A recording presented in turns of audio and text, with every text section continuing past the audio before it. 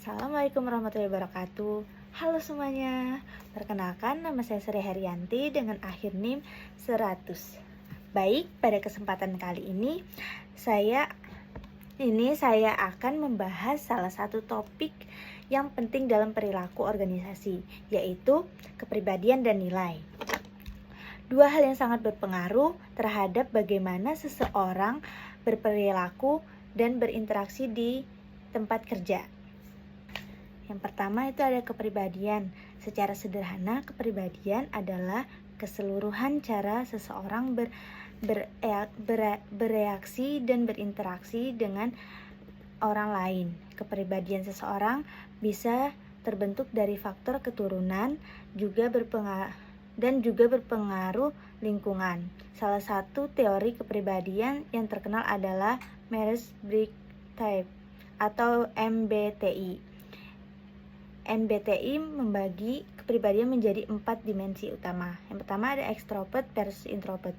Apakah seseorang lebih terbuka dan percaya diri atau lebih tenang dan tertutup? Yang kedua ada sensing versus intuitive. Apakah seseorang lebih suka detail dan fakta atau lebih suka berpikir secara menyeluruh?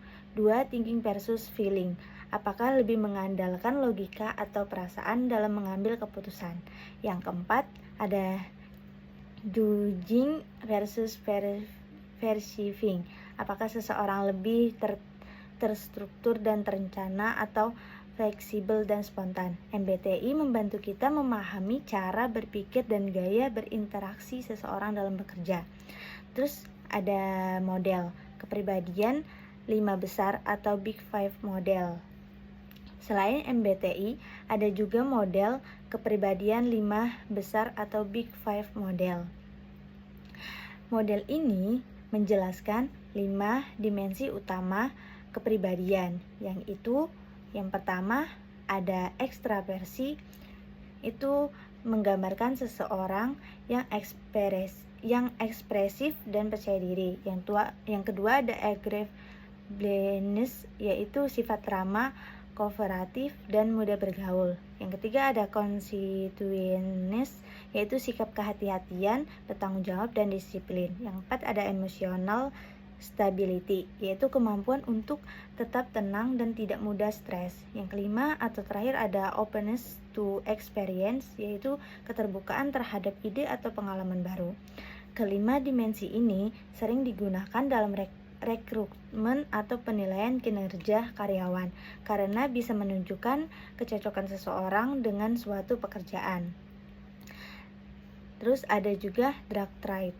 Selain sifat positif, ada juga konsep yang disebut drug trait, yaitu 3 ciri kepribadian negatif yang kadang muncul di dunia kerja. Yang pertama itu adalah Machiavellianism, yaitu sifat manipulatif dan berorientasi pada tujuan tanpa memperdulikan cara. Yang kedua ada narsisme, yaitu rasa percaya diri berlebihan dan haus akan pujian. Yang ketiga psikopat, yaitu kurangnya empati dan tidak merasa bersalah atas kesalahan. Walaupun bersifat negatif, pemahaman terhadap 3 aspek itu penting agar organisasi dapat mengelola dinamika perilaku di lingkungan kerja.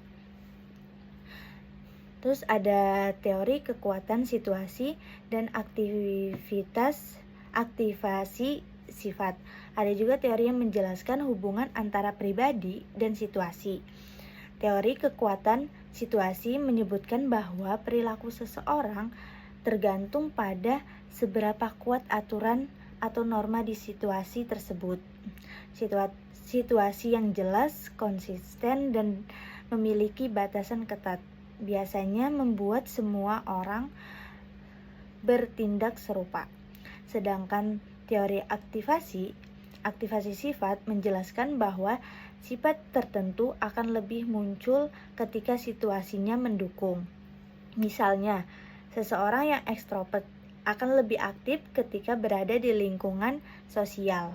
Baik, selanjutnya ada nilai dan jenisnya. Nilai adalah keyakinan dasar tentang apa yang dianggap penting oleh seseorang.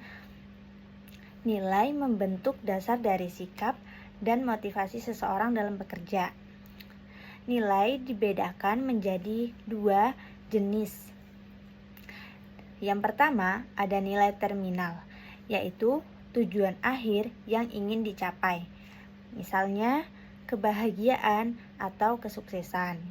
Yang kedua, ada nilai instrumental, yaitu cara atau perilaku yang digunakan untuk mencapai tujuan tersebut. Dengan kata lain, nilai menentukan mengapa dan bagaimana seseorang bertindak di tempat kerja. Kecocokan individu dengan pekerjaan dan organisasi dalam dunia kerja. Ada 2 jenis kecocokan yang penting. Pertama, ada personal job fit, yaitu kecocokan antara kepribadian seseorang dengan jenis pekerjaan yang ia jalanin. Teori John Holland menjelaskan bahwa ada 6 tipe kepribadian dan masing-masingnya memiliki bidang kerja yang sesuai. Yang kedua, ada person organization fit, yaitu kesesuaian antara nilai individu dengan nilai organisasi. Kalau nilai pribadi dan budaya, perusahaan selaras seseorang biasanya akan lebih betah dan termotivasi bekerja.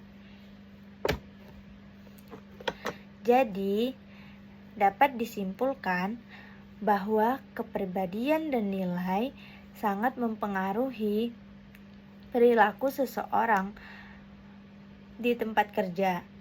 Dengan memahami 2 hal ini, organisasi dapat menempatkan orang yang lebih tepat di tempat yang tepat, sehingga kinerja tim bisa lebih optimal. Baik, sekian penjelasan dari saya. Terima kasih sudah menyimak. Saya akhiri. Wassalamualaikum warahmatullahi wabarakatuh. Dadah.